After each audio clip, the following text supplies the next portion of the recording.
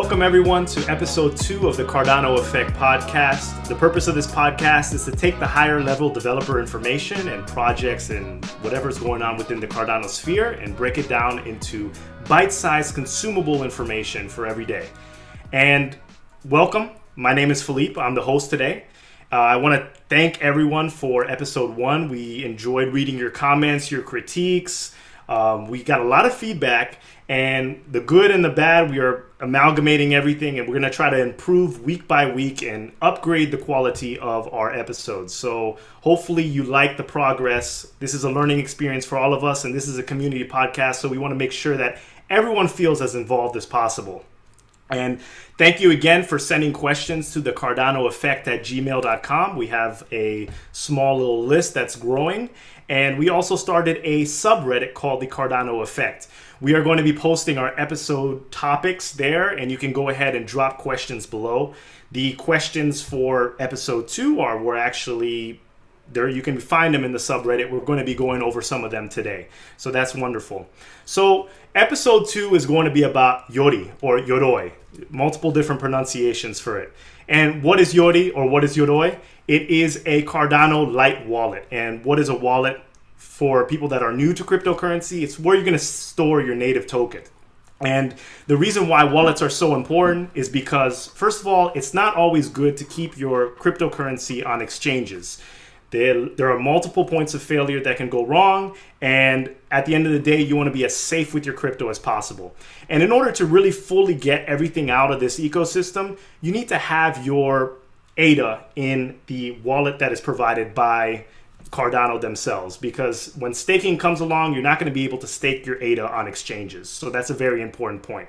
So I like to compare Yoroi or Yoroi to a mini Daedalus. And Daedalus, if you're not familiar with it, it's the main wallet for Cardano. You can learn more about that at daedaluswallet.io. And once you download that, you understand that that's where you store your ADA. Yoroi is a light version of that. So a lot of people have been having problems with Daedalus as far as the requirements you need from your computer, whether that be, the processing speed or, you have a slow internet connection, the blocks aren't syncing. There's some kind of cost to have a Daedalus wallet on your computer. While it's doable for a lot of people, some people are having trouble. So Yoroi aims to solve that. It is a Chrome extension, so you can download it right in your browser. It's a light wallet that communicates with the main Cardano blockchain, so everything's in sync. And it uses the Cardano Rust language. It uses WebAssembly and Node.js. All three of them are working in tandem to create your Cardano experience. And you can send, you can transact ADA. It's a great resource. So today we're going to be exploring this Cardano light wallet. I'm going to pass it over to Rick, who is going to introduce everyone who is speaking today, as well as our special guest. So, Rick? All right. Thank you, Philippe. Thank you for the lead in there. Hi, my name is Rick. Welcome to the Cardano Effect. And I'm here with Philippe and also my other co-host, Sebastian from Emergo. He's here as well. Our special guest tonight is Nicolás Arqueros. Mr. Nicolás Arqueros of Emergo. He's the Chief Technology Officer. And Emergo is responsible for the development, creation, and maintenance of the Yoroi wallet. And so what do you have to say there, Mr. Arqueros? Welcome to the show, and say hi to the audience. Hi, guys. I'm really happy to be here, and thank you for the invitation. So I would like to start explain to you maybe a little about Yoroi and when we start working on it.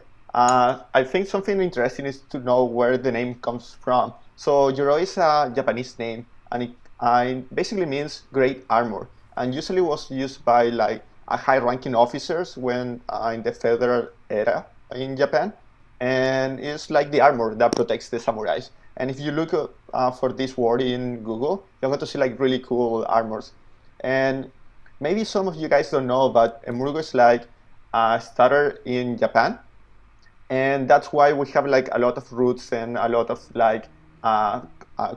cultural influence by Japan, by the Japanese culture.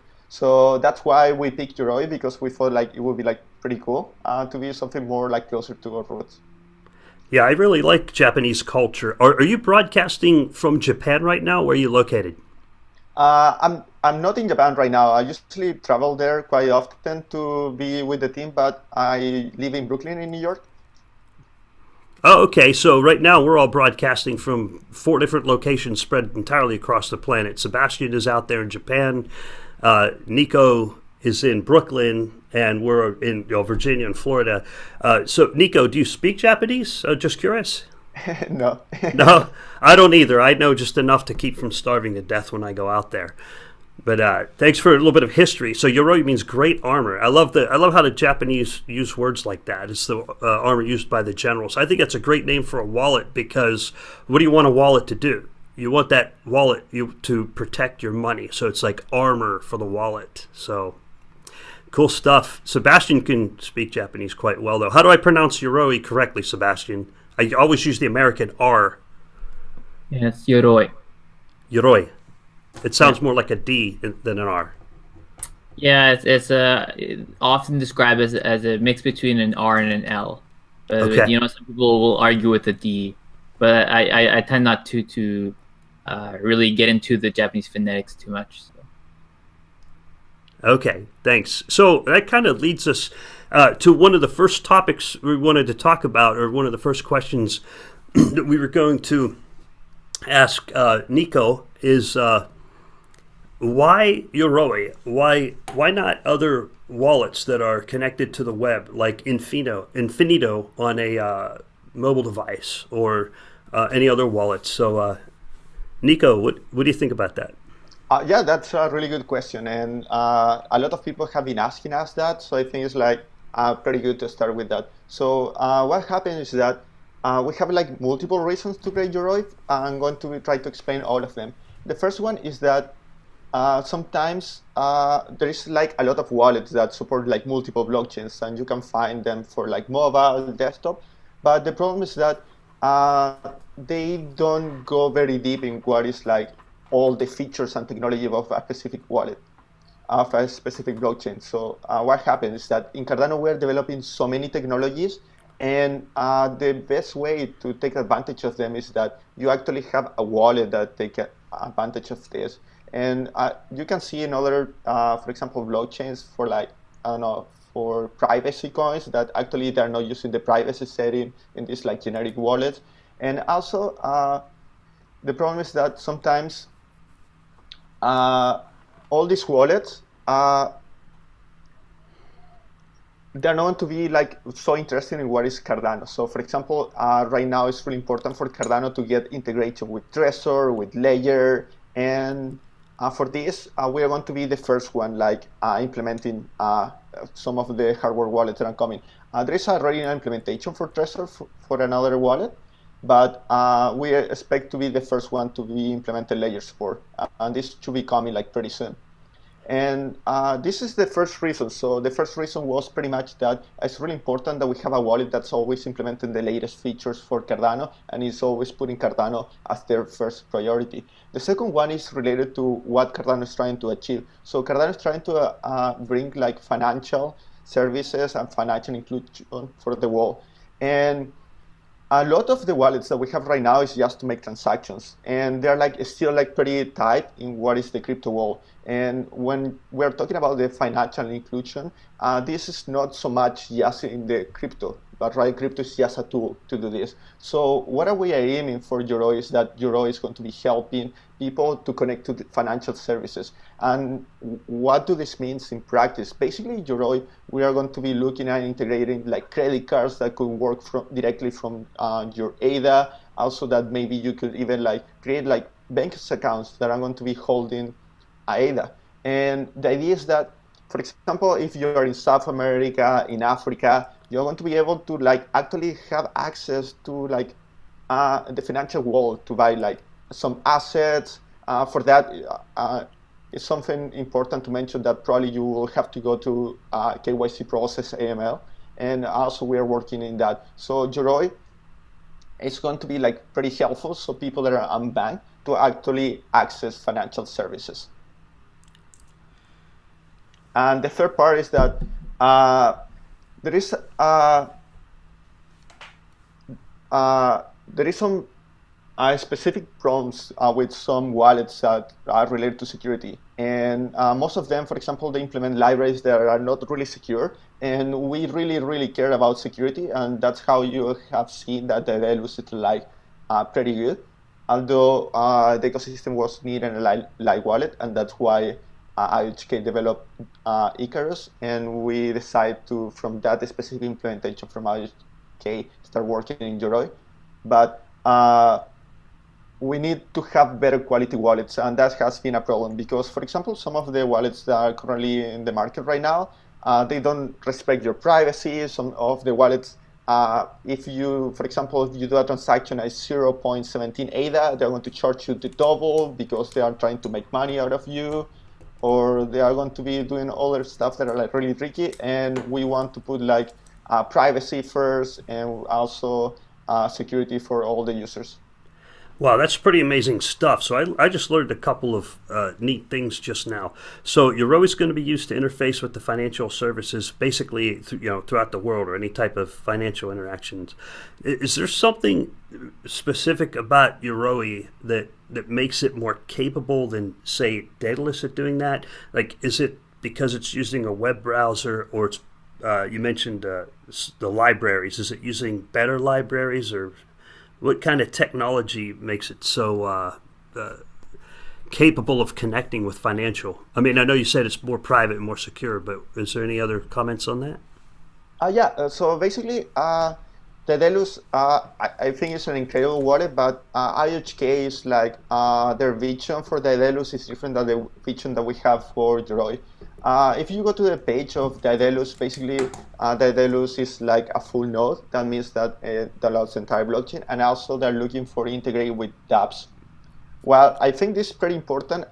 We think that there is other specific niche that's like financial services and integration with like more of the traditional world that is going to be missing. And we want to focus and prioritize this specific part for a crypto wallet. So that's why they're going to be different, and maybe the Delus or other wallets are also going to be doing that, but probably in Yoroi, because it's our main focus, we're going to be always be the first one, so that it's going to mean that we are going to be ahead of the rest. Wow, that's pretty neat. So Daedalus is like the full node, like you said, full power node, handling transactions, and Yoroi is going to live out there on the internet, dealing with all the financial matters. Neat stuff. Awesome. I wanted to add something quickly. I think that's very good. A very good point that Nicolás brought up, as far as sort of targeting the unbanked and decreasing the barrier to entry with Yoroi. I think that's like everyone's not going to have the same technology or the same advantages as developed countries. Developing countries or have a much more difficult. You have a higher barrier to entry to scale in order to get to that next level. And the fact that you mentioned that there are third-party companies that are creating wallets and are scalping, basically making profits off of their users, that could really hurt the developing world, because the developing nations, because first of all, they're living on a lot less than developed nations are living on per day, and those fees are killer. So I think it's very important that an actual endorsed wallet by Emergo is going to provide that safety and security for the most vulnerable people that are going to be using this wallet. I think that's really good. As far as you said that there's some kind of derivation between Daedalus and Yoroi, but isn't from what my understanding is, they're both using the Cardano Rust language. So are you guys making a derivation on that language? I mean, I was reading about the cryptographic primitives that are behind the language, and since these are the most fundamental, that's the most fundamental code that you can go, how much creativity is coming from Emergo in branching out? Is it just like following Daedalus, like Daedalus releases staking, now Yoroi is going to release staking, or is it like, are you guys going to branch in the future to do your own thing? I'm not sure if my question's coming out clearly or not. Yeah, I completely understand. There is something that I would like to specify, which is like the Daedalus is built mostly in Haskell. So in the other end, Yoroi is following a new implementation, which is in Rust. So everything that's related to Daedalus, Haskell, related to the libraries, and everything that's for Yoroi, basically we are following the Rust implementation. And so we are not using Daedalus as a leader. We are not actually following what they do, but rather we are doing the changes by ourselves and directly. And the idea is that for Emurgo, Yoroi is something that's on top of our priorities. And for IHK, they are doing so many products, and they're like subdividing so many different services, protocol, and research. So it's difficult to like put all the people doing everything. So you have like a specific group of people doing something. So I think like maybe for this specific like wallet, maybe because we are like fully focused in Yoroi, we could get to be a little ahead of the rest. Makes sense. Makes sense. Yeah, and the one thing I want to add is another benefit of having Emergo create Yoroi is that we have kind of a compatible incentive with the rest of the community, in the sense that our business model at Emergo is in part to please the people who participated in the Cardano pre-sale and who are participating in the ecosystem, right? Because that's where we got our money from. And so that means when we created Yoroi, we open sourced the code for it. And also, as we're creating the mobile version of Yoroi, we've also been open sourcing the libraries and the bindings that we've been creating to create that. So if you look at other wallets out there that support Cardano that are also light wallets, they tend to work on closed source models, not only on the application code itself, but also in any libraries they create to facilitate that binding. Hey, Sebastian, now that you bring that up, I noticed earlier this week there were some announcements that Yoroi went open source. So it's going out to the community of developers. Is it possible for Emergo to be responsible for all these different developers out there that they get their hands on that code and they make a different wallet and then people question security? How does that work? I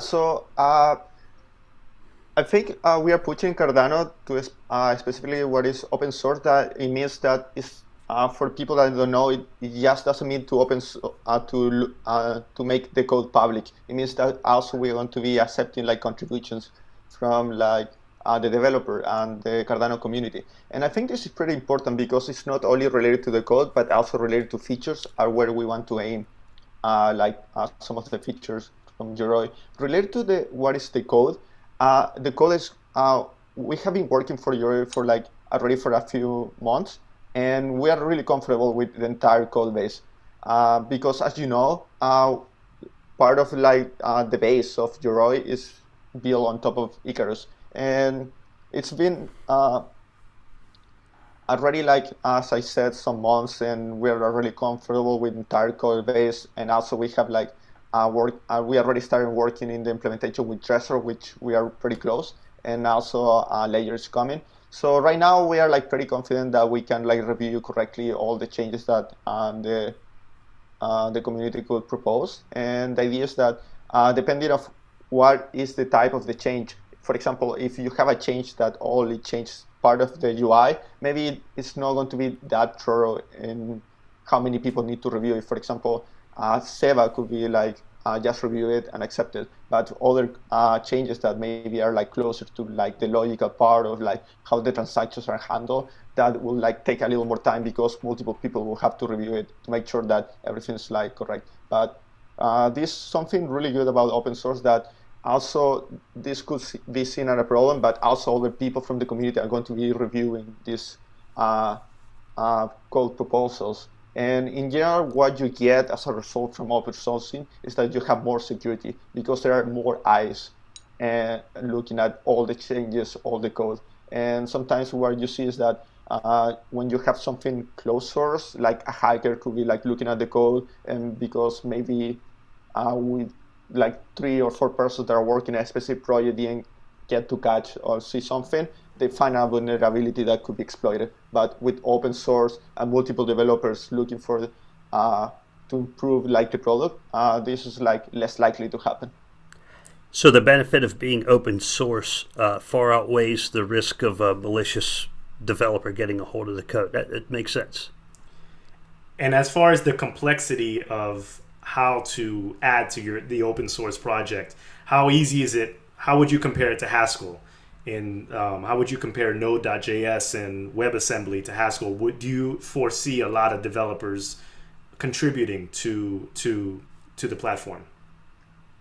In this part, I will split the changes in 2 or 3 parts.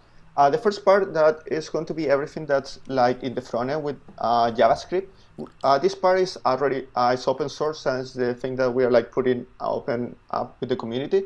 But the way that Yoroi works, everything that's cryptographic, is not so secure to do to be written in JavaScript. So it was developed in Rust by IOHK, and then we are compiling this code to WebAssembly, which is compatible with Yoroi, and then we are communicating with the WebAssembly implementation. But currently, the implementation in Rust is not open source, so this part probably in the future, when it's open source, we are going to be able to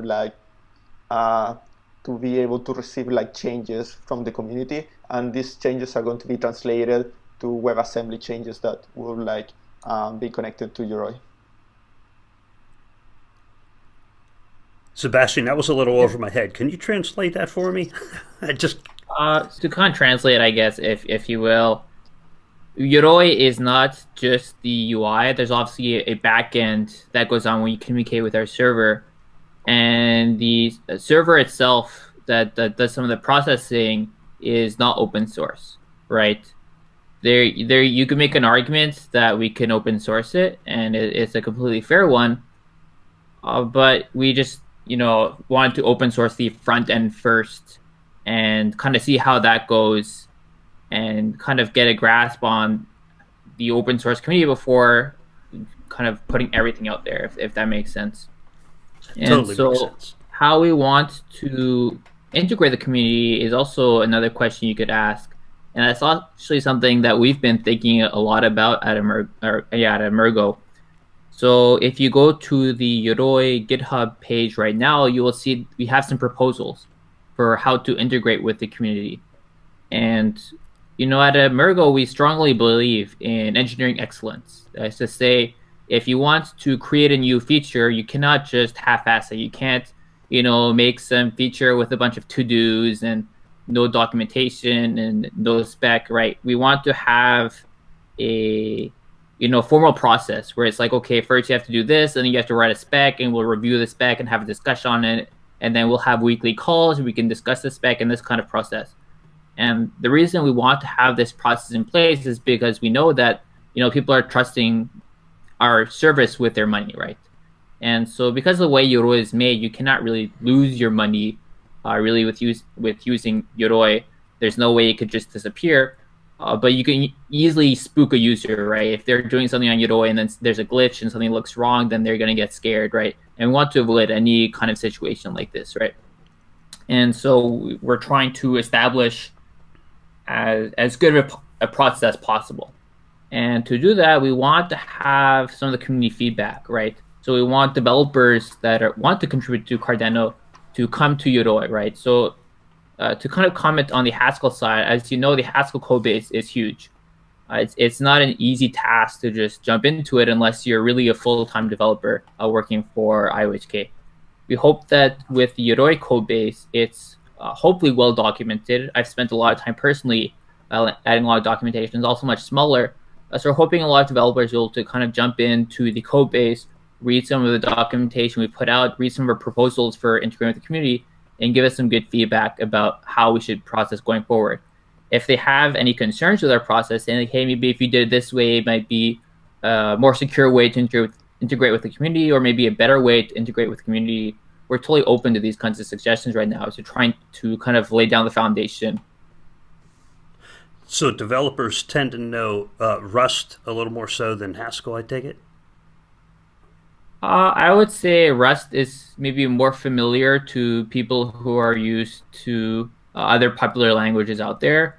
But at the end of the day, right now, people who would be contributing to Yoroi would mostly be writing in JavaScript using React. So this is a very popular language. This should be a framework that a lot of people are either used to, and if they're not used to, they should be able to pick it up fairly easily. I think when we as Emergo originally looked at this code for Icarus and went over and wrote the documentation, it only took us about 2 weeks to go through all the components to write up the specification for it. So I think it's a fairly reasonable task as a kind of weekend project for people who are developers as part of the community who want to get more involved. And those people will be able to kind of join the development process of Yoroi, which I think is super exciting because, Yoroi, if you look at the Google Chrome page right now, it has something around maybe 5,000 users right now. And so it's not often that you get to contribute not only to a project that's kind of leading, how should I say, like a cutting edge technology, and also a cutting edge technology with a lot of users. And so I think it's an appealing project for a lot of people to come into and contribute to.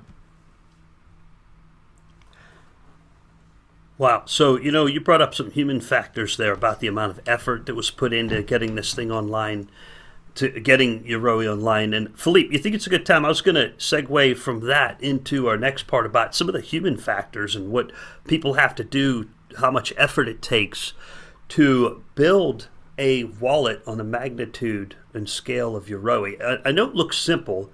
I mean, when you look at the Yoroi interface, it's nice and simple.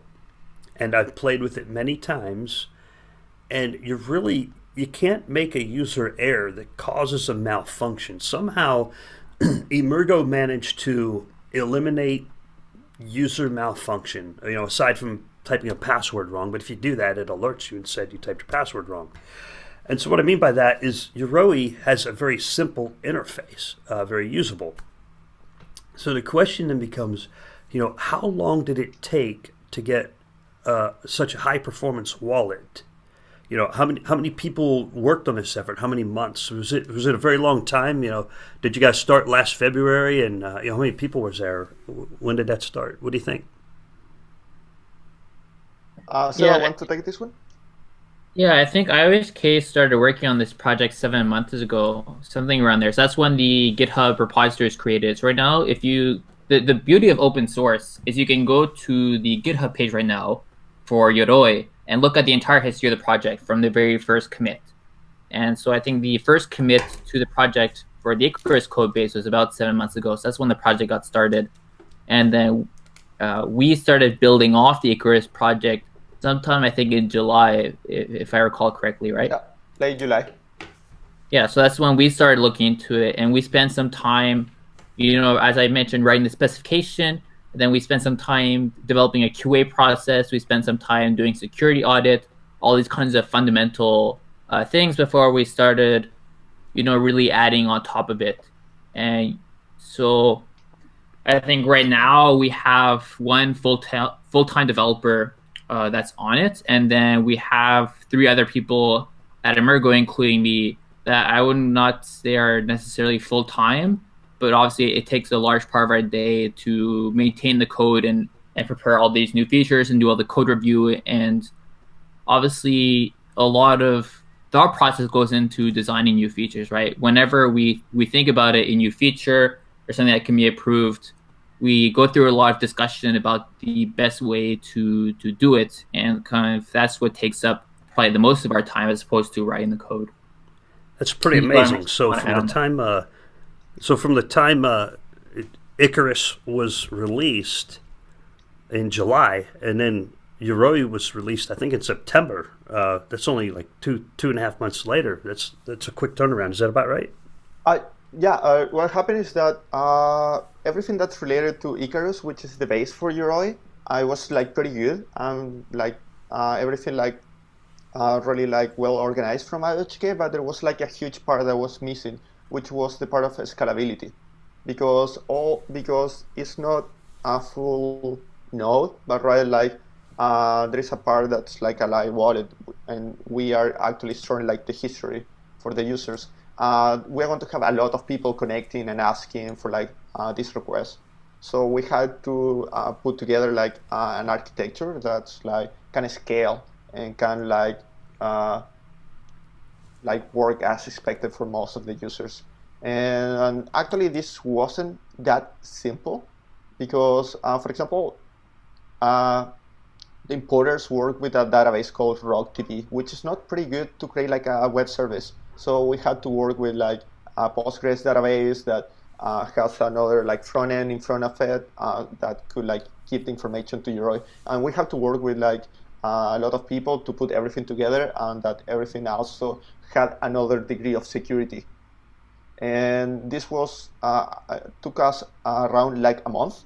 And something that helped us is that we started working with IOHK a little before they released Icarus, so that gave us like a little extra time to prepare for everything. But something really important is that besides the developers that Seba was explaining that are working directly to Yoroi, also we have more people that are working with the servers. Also, we are really worried about what it's like getting to a lot of people, and this includes like working with Yoroi in multiple languages. So basically, Icarus just was built in English, and we were able to add simplified Mandarin, traditional Chinese, Korean, Japanese. We are now adding Russian, and the idea is that also we are going to add another language like Swahili and Spanish for Africa and South America. And so we have a lot of people that sometimes are working in Yoroi, although it's not full time. But and also now we have business developer people that are trying to find like these specific like partnerships for like some financial products that we could include in Yoroi. So the team is like getting bigger and bigger, and sometimes it's difficult to see all the effort that there is behind it.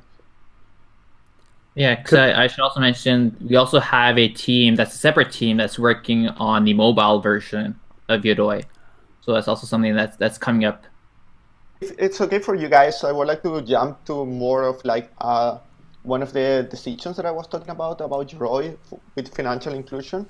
I'm originally from Chile, and Chile wasn't, I think it's in the way to get to be a developed country. We got to be inside, to be part of OECD, which is like a club for like rich countries, and now our GDP per capita is similar to the one from Portugal, but we were a poor country a while ago. So I got to see like all the stages of like how the country was getting better. One of the biggest problems that people have is that they don't have bank accounts. So, and this sounds like sometimes that's something like nice to have, but actually it's something super important for people because a lot of people, they will get paid in cash, and they will go from like their work to their house with a lot of cash for like their entire month.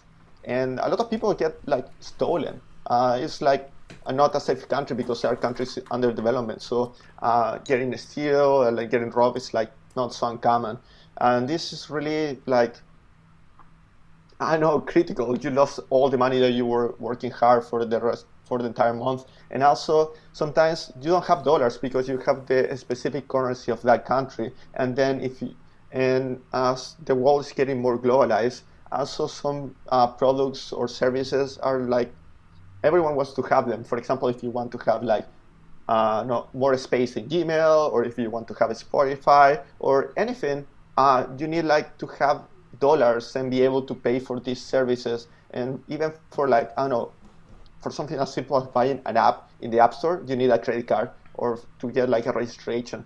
And what happens is that in Chile, even people that had the money, they didn't have that much money, but they had like some savings to buy some stuff that they wanted, they couldn't, because they couldn't get credit cards. Maybe they could get bank accounts, but then to get a credit card, they will ask you for like, oh, show me like your contract, show me like your last 5 statements from your boss. And usually these are jobs that are not like so formal, but rather that are like more informal jobs, because again, it's under a developing country.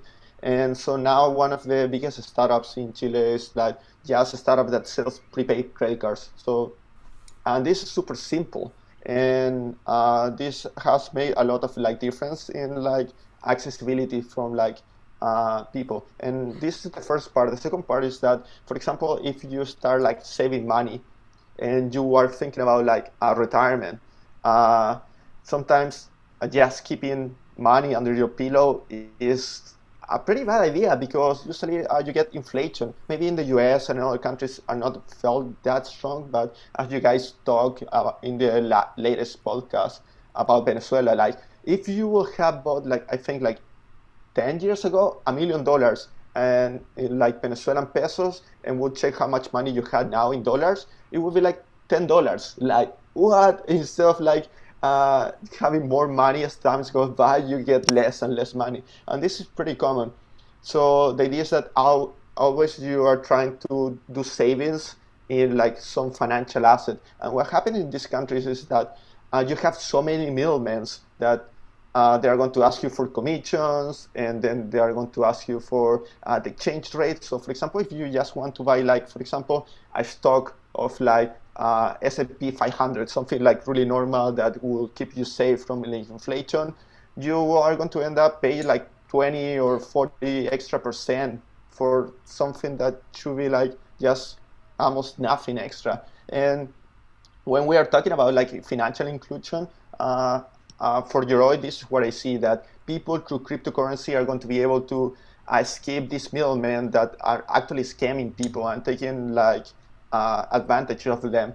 So we're going to be able to give them access to financial services that for some developed countries are for granted, but for other people that want to have savings and like some assets that want to give you security in the long term, they could access them. Nicolás, I have a question for you. So based on your first point, you were talking about people in Chile, and it seems like it is a developed nation, but there are parts that are developing. So there's this balance between people that are maybe coming from poor backgrounds and people that have basically scaled up and they're living more modernly, and people walking around with cash or whatever they're making in a day. And the importance of having maybe a digital currency to hedge against inflation or hedge against just crises that are happening. And, you know, like you were saying before, you can lose your phone, but your cryptocurrencies stay on the blockchain, so you're never really losing your funds, which is a great feature. But how do you foresee us getting up from that point of, Yoroi and getting it to the people who need the most? What business model, what's the transition, what kind of education needs to be taking place for this kind of system to be communicated to people that are basically the working people of the world?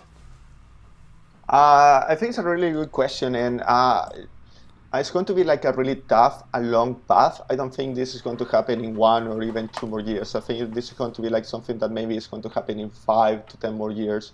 And as you said, there's need to be a lot of education. Also, cryptocurrencies right now are not so user-friendly. For example, if you want to transfer money to someone, and this for all the different blockchains, you need to put an address. And it's difficult to differentiate the address. Like it could be quite scary when you're going to put the send button to send money. So there is a lot of UX and UI that needs to be improved to get it better financial inclusion. But I'm a believer that a lot of things needs to be done in parallel, because if we start doing all the things in serial, like first we do this, then we do this, maybe instead of taking between 5 to 10 years, it's going to take 20. So it's important to start doing a lot of things in parallel to try to get to the end result as fast as possible. Yeah, there's another point you brought up, Nico, earlier about people, they get paid in cash and they walk home and they have basically their entire paycheck on their person, or they put it under their pillow. I often hear questions in the forums like, how safe is Infinito Wallet on my cell phone and it's always connected to the internet? And how safe is Yoroi on Chrome and it's always connected to the internet? And people are really interested in taking their funds offline using a private key.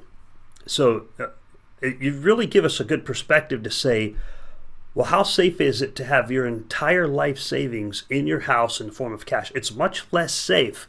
Now, that doesn't mean we're not going to make more advancements in the technology, like on Chrome and everything else. So how safe is Chrome? That's a question I was wondering, and that's not for you guys to Emergo. That's not for Emergo to answer that question. But if you say, how safe is Chrome, and then you put Yoroi in Chrome, and it makes you wonder how safe is this Chrome extension in Chrome. I'm sure you guys do testing to that to determine the level of safety for the product. Is there some kind of testing involved with that? This is a huge question. I'm going to touch a lot of different points that are important for security, and then maybe also Seba is going to have other perspectives, so he's going to complement my answer. First, when you have your funds, no matter if they are in Yoroi or not, you're susceptible to like phishing, malware, and viruses, and it's like pretty dangerous. And I don't know, a few days ago we were seeing like a virus going through Telegram that could steal some people's money if you were executing it. So there is a part that's like there is some security that your crypto wallet holds your keys encrypted with like a good protocol, good way to encrypt, and then it's still there in your computer. So when you do a transactions, maybe there is a virus that change what you copy paste, or when you encrypt something to send money, it goes to memory and can hack you. So there is limitations in the way that you implement a wallet for security, and that's why we see that's really, really important for Yoroi to do integration with hardware wallets like Trezor, Layer, and other ones that could come up. Because, for example, what happened?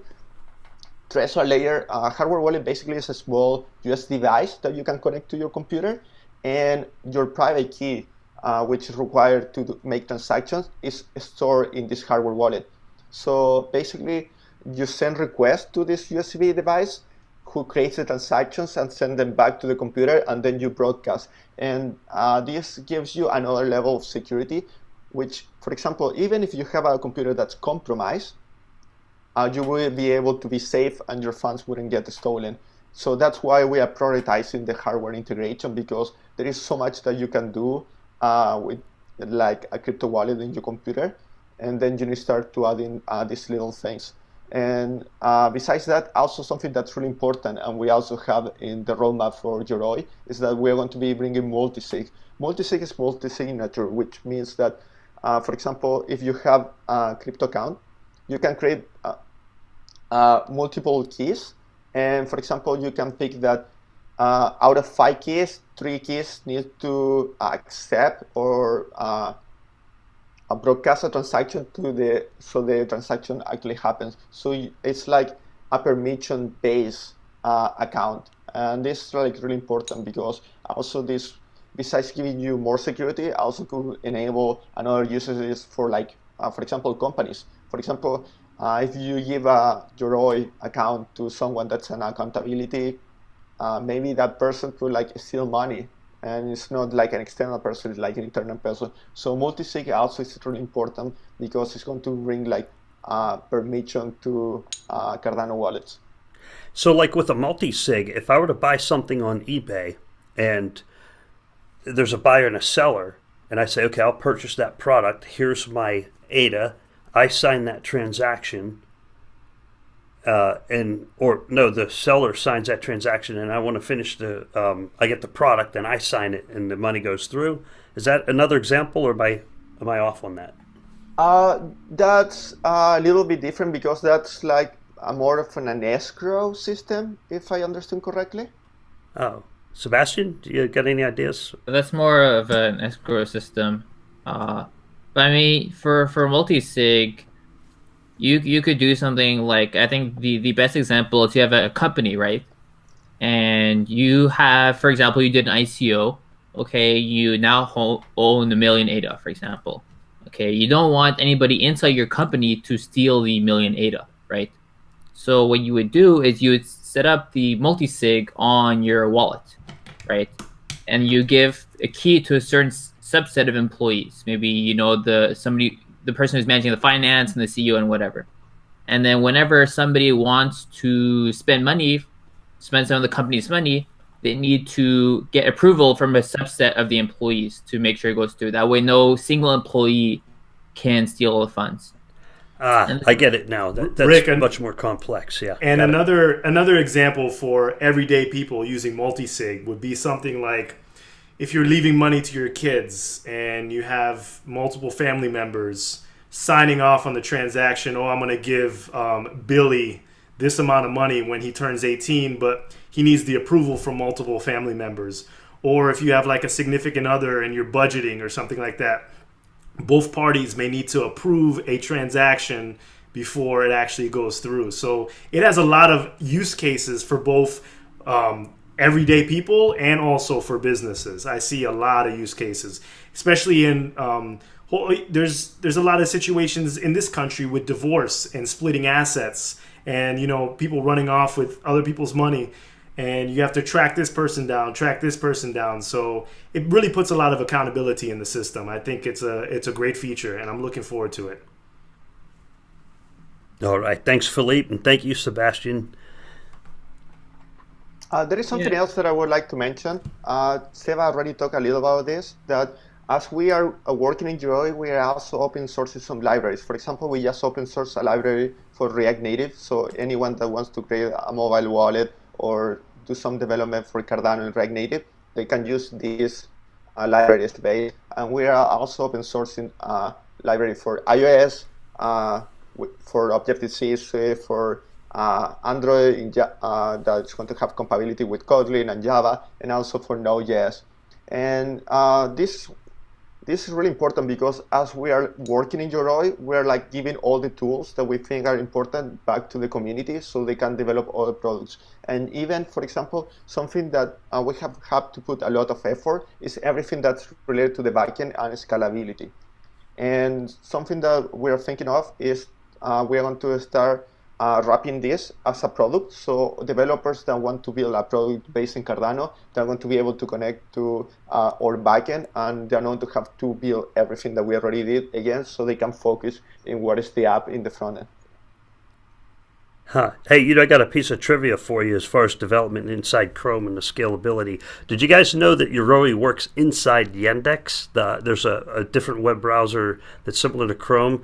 You can actually run it on an Android tablet. You can't run it on an iPad. I have an iPad, but there's a user, Vantu Subhuman, and we had a little talk about that, and he was actually able to get it running on a tablet in Yandex using the plugin.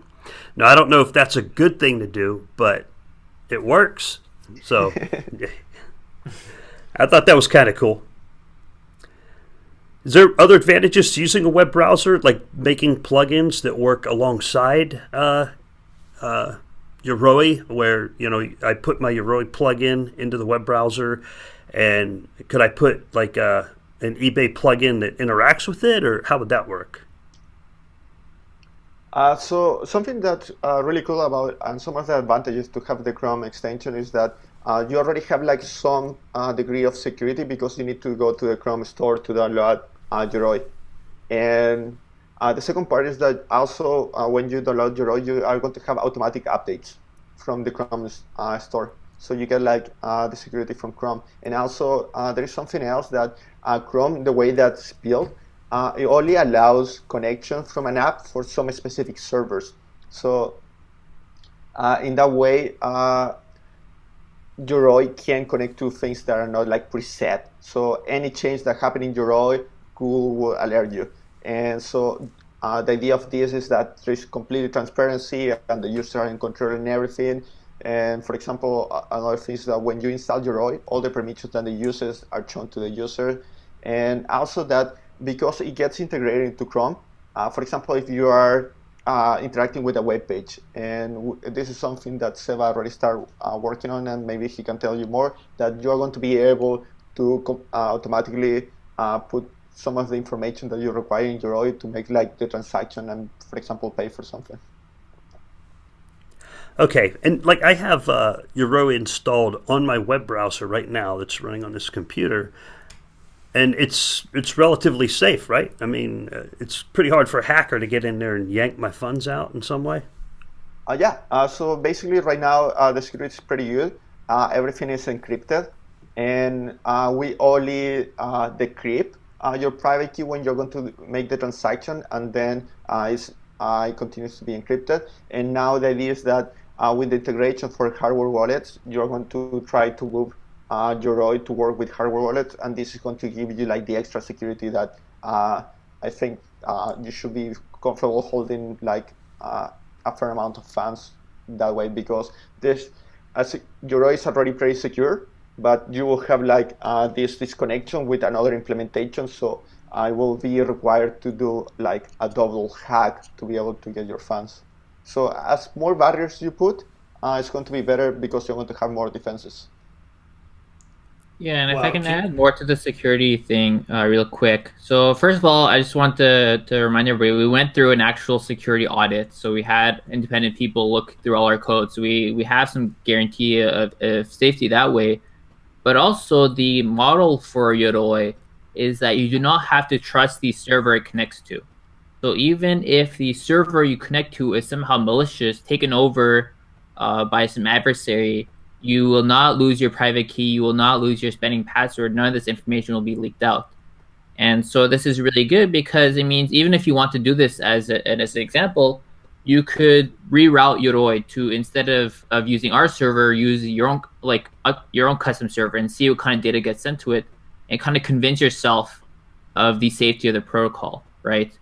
And so we can basically assure users, as you're using Yoroi, none of your data is getting sent over the wire, right? And so you can even confirm that if you want, if you're a programmer, by looking at our code, right? So that's why we open source the front end of Yoroi, because that's the only part you have to trust, right? You can go to the GitHub repository right now, look through the entire front end code and see what gets sent over the wire and kind of convince yourself that no sensitive information ever gets sent. So even, so let's say a malicious hacker gets into my computer, just like we see in the movies, right? So a hacker gets in there and they start digging around in the file system. Now, computers these days, I got to say, they're very difficult to hack if you practice good security habits, okay? You don't click on malicious links. You don't click on things you don't know what they are. So a hacker, let's say they got into my computer, they got into the file system, they found the directory that Yoroi is stored in, and they try to steal my private key. They're not going to get a private key. They're going to get a big pile of encrypted ones and zeros that don't make any sense, right? Is that pretty much how that works? Yeah, and the encryption is like pretty secure. It means that, for example, if they get to hack you and they stole this thing, which is going to be the encrypted private key, it will take like thousands of years to brute force, like with a computer trying every potential password. It will take like so much time, and but still, like the idea is that you never should be like felt so secure, and the more defenses that you put is the better, because at the end, being a little bit paranoid is never too bad. Nicolás, I wanted to ask you a question on your previous statement about people putting more funds, more ADA into Yoroi. In the future, it's going to actually increase the security or increase the defenses. Can you elaborate on that point? I'm pretty interested in that. So I think people should put funds in the crypto wallets as they feel more secure personally. And the idea is that if you're going to put more funds, you should feel like confident about it, and you should be trying to add as many degrees as protection as possible. And one of the ideas that I was saying, that maybe a good idea would be to do a hardware wallet implementation. So I would recommend to look in Google what is a hardware wallet and check out Trezor or Layer, which one is pretty good. So that could be like an extra protection that could like help people feel more comfortable putting more money in Yoroi or in any other wallet, because at the end, it's not so much only about who develops the wallet, but also there is some capabilities, because if a crypto wallet is only in the computer, it only can be that secure. So it's good to have like a hardware wallet, and also we are working in a multi-sig that could give another degree of security. Okay. Wow, and I noticed earlier you said that the ledger, you're working on ledger, will be shortly. What about staking? Would you be able to use a ledger with Yoroi and be able to stake from Yoroi? Is that kind of in the works? Seba, do you want to take this one? Yeah, sure. So the one we're working on right now is Trezor. So Ledger will come afterwards. But the staking itself is part of the protocol, right? So we will offer staking through Yoroi, but fundamentally, the staking itself is part of the Cardano blockchain, right? So when you become a pool, when you become a pool or when you register to a pool, that is a transaction on the blockchain, right? So Yoroi will provide the front end for you to kind of interact with the blockchain, but it's important to note this is not necessarily Yoroi handling the staking for you, right? Even if Yoroi is hacked or you lose control over it or whatever, your data is still on the blockchain. That being said, staking as an IOHK priority will be doable from hardware wallets, which means it will be doable from Yoroi through a hardware wallet also. And this is a concept that they're calling cold staking. So if you want to know more information, you can look up on your favorite search engine, Google or whatever, just cold staking IOHK, and I think they have at least something on the subject written up so far, or it may still be kind of in their delegation specification. But basically, the way it works is as long as you can sign the transaction from your hardware wallet, you'll be able to create that transaction on the blockchain that says I'm staking to this person or whatever, and then you no longer need to be online to delegate your stake. Fascinating. Does that make sense? Oh, yeah. Yes. Rick, I wanted to just say that just listening to this, the barrier of entry for Cardano is decreasing dramatically. I mean, just the idea that you're going to be able to stake within Daedalus or Yoroi, and it's not like you're going to have to be running your own server in order to stake. People are really going to get involved in the system, and we're going after the unbanked population, people that may not have as much, and for them to be able to have a stake within the system, no matter how small or how large it is, it's very powerful, very powerful. I mean, just being able to participate in the system and earn ADA as a result of participating in the system, and being able to participate as easily as downloading a Chrome extension, I think this is a game changer. I don't know about you, Rick, but I think this is big. Yeah, my confidence went up with some of everything I learned today so far. It's fantastic. I tried to do a little bit of homework before we go into these podcasts, but I seem to just learn more on the podcast than doing the homework. The podcast then becomes the homework for other people. So that's awesome. Hey, and so I just want to make note, we have about 10 minutes left, but again, take your time and what you have to say. And at some point, I'll get to the Reddit comments, the shout-outs, and if Philippe wanted to make a special announcement about a competition, we'll get to that also. So what other things would you like to talk about here before we roll on to the closing section of the program? I think Seba wanted to say something. Yeah, I want to say, if you want to combine some of the stuff we've talked about as a thinking exercise for fun, what if you wanted to do staking through multi-signature, right? You could say I can only stake to a pool if me and my other 3 buddies I'm sharing this business model with agrees, right? So you could. I'm not sure if IOHK has this as a priority, so it'd be up to IOHK if they want to develop this feature or not. But there's no reason why you couldn't somehow have a multi-sig for a staking itself. Wow. It just gets deeper and deeper. That's I don't think of this stuff. I think, how do I buy a taco? And they're thinking about the important stuff. I'm thinking, yeah, where's my taco? Just like, wow, multi-signature transactions. I hope you guys don't mind my silliness, but that's my goal is, can I buy a taco with it? That's huge. I mean, yeah, so many businesses are going to be. Go ahead, Sebastian. One way you can implement multi-signature is you can say, if 3 out of 5 people agree, then it happens, right? So you could even have, a staking pool such that, you have a wallet for your business, and if 50% of the people agree to stake with it, then it automatically happens, right? So you can have some sort of voting process where you decide which pool you want to be part of. I think this is creating a lot of different business models, and I think a lot of people are going to be using these features if they're released. Yeah. Rick, yeah, I mean, I just see people, I mean, just the Friends example, it's a game changer. People pooling their money together and figuring out exactly where they want to go, doing the research and voting. it's gonna that's awesome. That's awesome. That's awesome. Very exciting. Very exciting.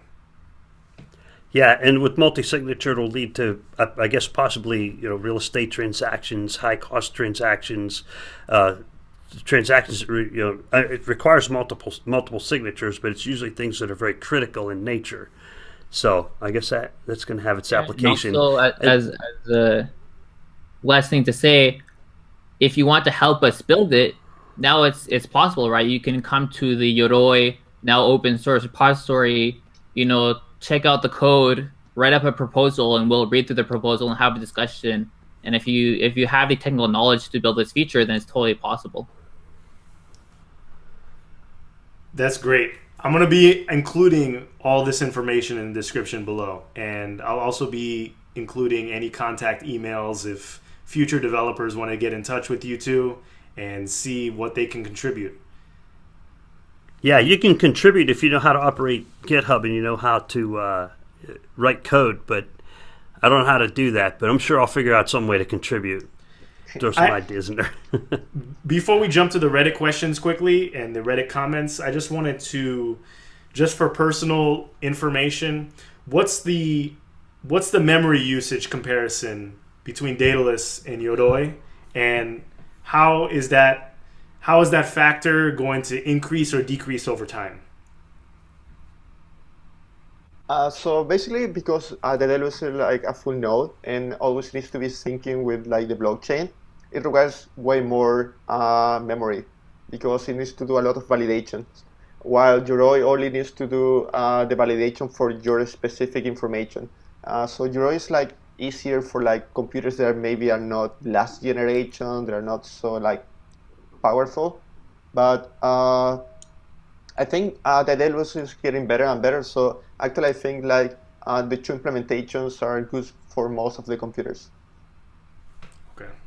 Yeah, because if you think about the size requirement or the memory requirement of Yoroi, it's basically the number of UTXO that's included in your wallet along with the number of transactions, and that should be, the size the amount of memory you have to store should be proportional to those two things, regardless of which wallet you use.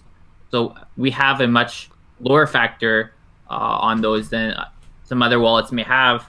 And the fact that we don't have to store the blockchain itself also allows us to cut hugely on the memory. But the fact that you have to store the UTXO and transactions is a constant across any cryptocurrency, right? Sebastian, you brought up something that I think we need, or at least I personally would need, is a human-readable UTXO web page. I don't actually want to read the UTXO. Ada Tracker does it pretty good.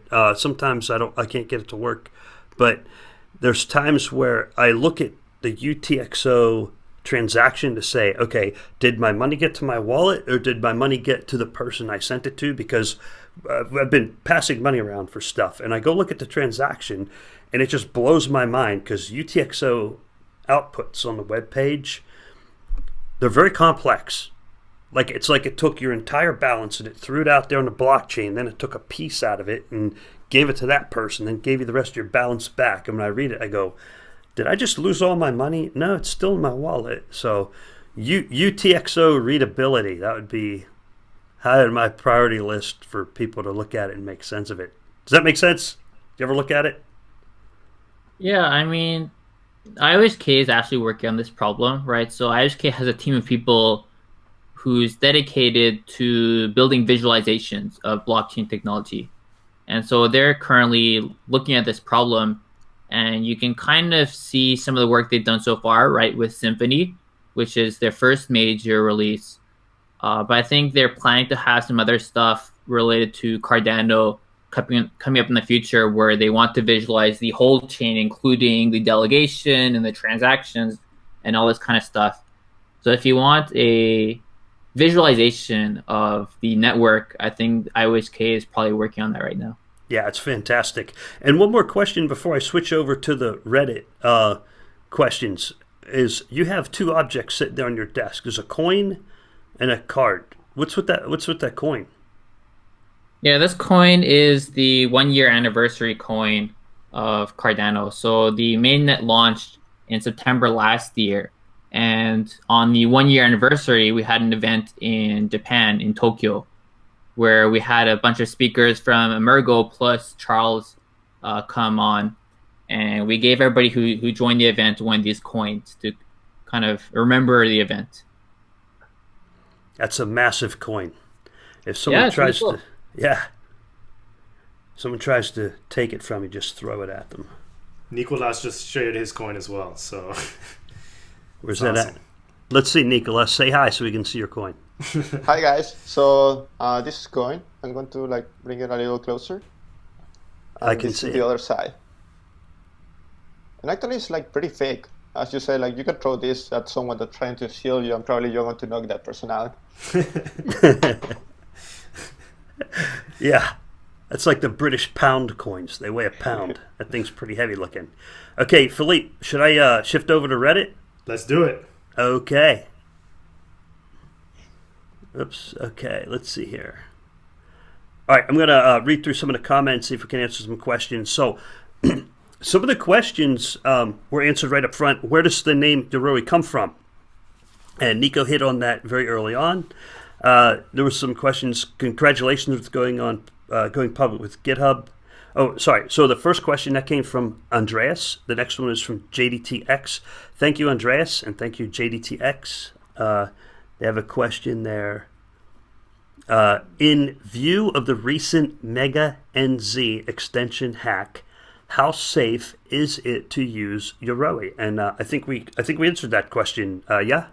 I could complement it a little more. Okay. Related to that. So related to the Hackweek extension, the account that handles the account for the Mega extension was compromised, and that added like a lot of different permissions. So something that I said was really important, that for this hack to have worked, it asks for more permissions for the users. So it's really important for the users to always be looking at the permissions, but we have a pretty strict security process. So I think we're pretty good, but you can never be good enough. So that's why it's also important to have extra security. And for that, it would be like pretty good to have a hardware wallet or even have like multi-sig. So as more different defenses you have, it's more difficult to have one attack from like an attacker that could like penetrate all the different defenses. Okay, so the Reddit user's question was like in reference to the Mega NZ extension hack. So basically, they have a different extension than Yoroi, so maybe there was some flaw there. I don't know what that was, but I think that pretty well covers that question. There's a few other questions here, a little bit long. Got some recommendations.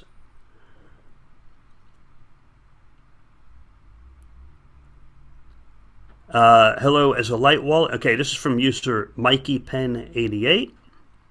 And he says, hello, as a light wallet, what's Yoroi's role in Cardano, given that most people use cold wallets or mobile wallets? Will it be more like Coil, or will it just remain a light wallet? Now, I've already, I don't know what Coil is, but I think we've answered that question. It's a light wallet, and it's going to be more extensive. So thank you, MikeyPen88. I think we got that question answered in the podcast. If I screwed that up, just beat me up on Reddit. Oh, I don't have a problem with that. Okay. But I think we got that question. Yeah, so here's Yoroi is an extension of Chrome. Okay, this is from user Tiberium663. Thank you, Tiberium. And he asks, Yoroi is an extension of Chrome. Does it mean that the updates that Emergo does on Yoroi are automatic? And that question was answered, but maybe we can amplify that question to say, how automatic is it? Like, when I open Chrome, will it magically say, update available, and you click it, and bam, you're good, right? So basically, the updates are going to be like semi-automatic. It will happen maybe if you have Chrome already open. It's not going to happen right away, but it's going to happen like around the same day. And it's going to happen in the background, as long as it doesn't require new permissions, it's not going to ask you anything. But this is something that you can turn off if it makes you uncomfortable. The other way that also you can install Yoroi, if you don't want updates, but I recommend updates, is that you could go to the GitHub repository, download the code and compile it yourself, or even you can go to the relates stuff and install Yoroi manually. It's going to require a little bit more of like knowledge because, for example, when you go to Chrome extensions, you will have to enable the developer mode, which is going to enable you to see another extra option that allows you to load extensions from your computer. And Right. that way you are going to be able to load Yoroi in another way. But at the end, we're trying to open up as many possibilities as possible, so everyone that feels more comfortable with one specific option, they can go for that specific option. Okay, and I think the key to this question is how would the average user, let's say like me, I don't know how code works, right? And how would I know, looking at my Yoroi, that it did in fact update? Like, is there a pop-up that says Yoroi updated, or I can click on something? Maybe that's what they're asking. I'm not sure. Okay, inside Yoroi, you can go to settings and see the version, or also you can go to Chrome extensions and you're going to see the versions of all the different extensions that you have, and there you're going to see the current version of Yoroi that should be 1.04, and the next one with Trezor is going to be 1.05. Ah, perfect. Thank you very much. All right, thanks, Nico. So the next question is from ID 2053. That person asked, would Yoroi be better than Daedalus? Which I think we've touched on that. They're different. One's not better than the other. Yep. They have different purposes. And what makes it different than Daedalus? So we got that question there. Let's see a few more questions, and we've got to be wrapping up in a minute here. Will IOHK release a light version of Daedalus that would just allow to send, receive, and delegate ADA? That sounds like Yoroi. So that's user Panzer Lion. So I think we got that question answered. Thank you, Panzer Lion. Before I forget, I need to give a shout out to General Zod. General Zod asked for a shout out. Here's your shout out, brother. This one's for you. Okay. Will there be a Yoroi app for smartphones? This is from user Francis CV. Yes, there will be a Yoroi app for smartphones. We got that one. Looks like we answered a lot of these questions. A few of the questions came from Reddit originally, but it looks like we got most of the user questions. One user said, can we get Vantu Subhuman on an episode? I would have to ask him. So that's a question for me. So yeah, Ruslan is always welcome on the podcast. I would love to have him on the podcast. Okay, Nicolás, just on a side note, we didn't ask you at the beginning, how'd you get to Emergo? I mean, your life steps to actually get involved with this. I study in Viña del Mar, Chile, in a university called Santa Maria, and sometimes there will be like a change of students, and one of this person was Darren Camas, which he, in like the year 2012, 2011, he opened a Bitcoin exchange from Chile. Its name was TradeHill. And that's how I got to know a little about blockchain and Bitcoin. And these friends, like 2 years ago, I started to work from Emergo. And he's always been like in front of like some of the upcoming technologies, what is coming. And usually he picks stuff pretty well. So that's how I got to know first about Bitcoin. Then Bitcoin got to be like pretty big. And then he was interested in Cardano. And that was like a pretty good reason for me to start like knowing more about Cardano. And that's how I got interested. And then he was the one that brought me, because he also had like a really good he had confidence in my technical skills, because he has seen how I have developed other projects on these years. So that's how I got to Emergo and got to know about Cardano. Wow, thanks for the history. Great. We did on our last podcast, we had a little bit of a history of how we got introduced to it.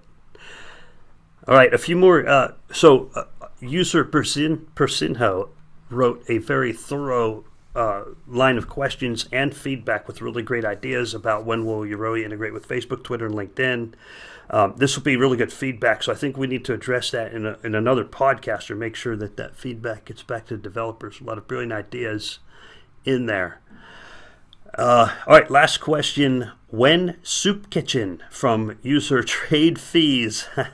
Trade Fees, thank you for that question. Yeah, the market's been on a downtrend, and all subjects are open for discussion on this podcast. And so that's a trader question. When Soup Kitchen? I don't know. I think I'm already there. I think I'm already at the Soup Kitchen based on the latest bear market. That's the last question I have off of Reddit. So let me close this out. And Philippe, are we ready for a wrap up here? Yes, definitely. First of all, I want to thank our special guest, Nicolás Arqueros, and he is the CTO at Emergo. And thank you for joining us. You're always welcome on the podcast. We'd love to have you another time. You know, whenever you have room in your schedule, please join us again. I think we learned a lot. I think people are really going to appreciate this episode. Thank you, Sebastian. Thank you, Rick. And before I close, I'm going to let Nicolás say something. But before I close, I just wanted to say that Rick and I were thinking about a contest. We had a contest for the logo, the Cardano Effect logo. Everyone's been saying the intro is nice. Now we need a beat. So we need some music artists or beat makers to create a beat. I think we're going to do another contest because right now we're using, I think, ProleteR's beat. Yeah, and, shout out to ProleteR for that. Shout out for the beat. It's awesome music. Thank you for that. I'm sorry. Yes, for sure. Shout out to him, but we want to keep this within the Cardano community. So Cardano community created the logo. Cardano community needs to create the beat as well. So everything is Cardano centric. And we're going to discuss the details behind that. But let us know if you're interested. And once again, like, comment, and subscribe on this video. You know, leave your comments below. Send messages to thecardanoeffect@gmail.com. Contact us on Twitter. Leave your questions and concerns on our subreddit. And I mean, that's pretty much it for this episode. I wanted to wrap this up. Thank you, Nicolás. If you wanted to say anything closing, the floor is yours. Thank you. And I wanted to thank you guys for the invitation and also for pushing for the Cardano effect. Everything that you guys are doing, I can tell that you are taking care of every little detail. And there was a part that people are not going to be able to hear, but it was in the beginning where like we were like checking the sound and everything. Like, it was like, wow, they're taking really care about every little detail. And also, for the people that maybe asked something in Reddit and I didn't get to answer, or I'm going to try to check all the questions and to try to answer them later. And also, if something that I said you didn't understand, please ask questions in the video in YouTube, and I'm going to try to answer your question. Thank you. Thank you for being on the program, Nico, Sebastian, Philippe. Y'all have a great day. Bye-bye.